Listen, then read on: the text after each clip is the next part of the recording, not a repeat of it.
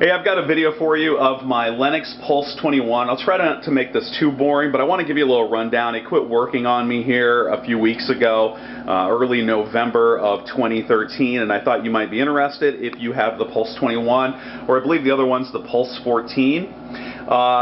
Last year, at the end of the heating season, the furnace got to where it would run occasionally, but not all the time. I totally forgot to call and get somebody to look at it. Of course, heating season comes around, and that's when you get the surprise. So I ended up calling somebody the weekend of November 11th. My kid had a birthday party. Worked through the weekend. Then on Sunday night, it quit working. I called on Monday to get somebody to come look at it. And they said, well, he wants to come right out. I'm like, yeah, no, I'm kind of a cheapskate. I'll wait. So the tech came the next day, and of course temperatures got a little bit cooler, and he was late because furnaces were on all over the city, and failing, of course. Anyway, so he showed up, and in the meantime, I had called about getting an estimate to replace this. And I think if I haven't mentioned it, my wife really wanted to get geothermal. So that was kind of the direction we were looking at going, replacing this Pulse 21 from 1995 with a geothermal unit. We live in a house that was built in 1914. The two estimates I had for geothermal were a little less than enthusiastic for an old house like this. So that kind of got pushed back on the back burner. The tech show, one of the guys that gave me the estimate said, yeah, I wouldn't spend $500 to get that furnace fixed. And it's pretty easy to see why when you can replace the furnace, whether you go with something cheaper like a Bryant, which I think my estimate was $2,500, up to a Pulse that's pretty equivalent to this, and that replacement was going to be top end, like $3,500. So $500 for repair seems a little, I don't know, out of line. But anyway, so I wanted to kind of show you what I replaced on this and show you that it really isn't that hard if you know for sure that's the piece, because it is a little bit expensive. Again, my symptoms were that the furnace would come on sporadically, not all the time. When it ran fine, and when it didn't, it just wouldn't kick on. You could come down and turn the on-off switch, which you can see on the side of the furnace there. You could cycle that off and turn it back on. It wouldn't make a difference. Mess with the heater controller upstairs, no luck. One other thing quick before I open up the front of this, when I had the service tech come out, he goes, I was asking him, because one of the things you'll find on the internet is that the heat exchangers fail. And he said, you know what, I've been working on this unit since it was brand new and it came out in the early 80s. And he goes, I've only seen about 3 of those fail. So the heat exchanger I don't think is as big of an issue as you may read on the internet, at least not through this guy. The electronics, that was the part that I had the issue with. He went out and got his... made sure they had the part, came back in, told me it was going to be $525 to get it installed. I was like, no way, man, I'll get a couple estimates and look at other options. So, with that, I'm going to shut this off, I'm going to open the front of the furnace, and then we'll get a little closer look at what got replaced.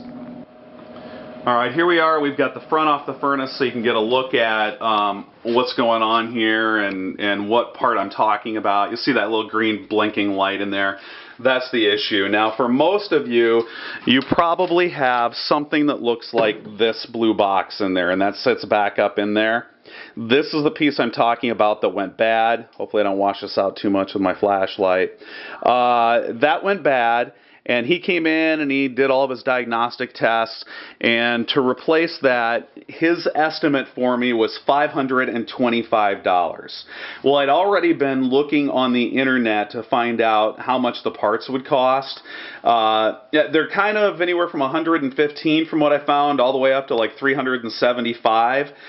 I couldn't justify spending that much money for him to fix this furnace because it could die tomorrow, but I did feel comfortable. I paid him $73 for the diagnostic, and then I went and swapped the part out myself. If you're halfway handy, you should be able to do this because everything's plug and play. You've got this wiring harness right here that makes it all really easy, and then there's one piece that you have to cut the end off of, which is right here, this weird little circle on the bottom of the blue one. You'll cut that off, you'll crimp on a new end, and then you push it on down there onto the block, and back in there, that is your brand new piece right back there. So I ended up finding that online. I think it came out of Oklahoma City, and it cost me $140.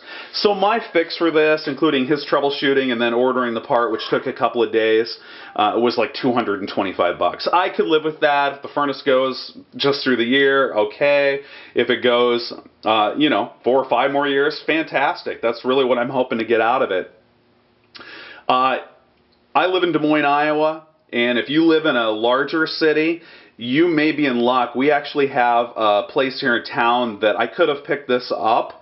They had them in stock, the part that I needed, but it was going to be like $220 or something like that. So I figured, I'll wait a couple of days. If it gets too cold, my in-laws live a block away, so I'm not going to freeze to death. But anyway, that's the part that I got, and I'll try and zoom in on it here so you can get a little better look at it. Forgive me if it doesn't come out real good. There we go. And again, it's all plug and play with that, but that's what it looks like. And I've had it in there for just over a month now, and it's worked out fantastic. So again, if you have a Pulse 21 furnace and it's intermittent on it's coming on and off, I would say there's probably a pretty good chance that's the part. If you can stand to wait for a couple of days, get one of the techs to come out, troubleshoot it, and then order the part online and save yourself some bucks. Just tell them you're going to look at, get some estimates for furnaces. Again, if it wasn't for the fact that we were kind of discouraged from geothermal, we would have had this unit replaced. But because of the lack of assurance, I think is the best way to put it, we decided not to do it. So hopefully, again, if you have the Pulse 21, or I think the other one's the Pulse 14, hopefully this will help you do a little troubleshooting. I know that nobody had a video like this up when I was looking, so again, good luck and hopefully it helps.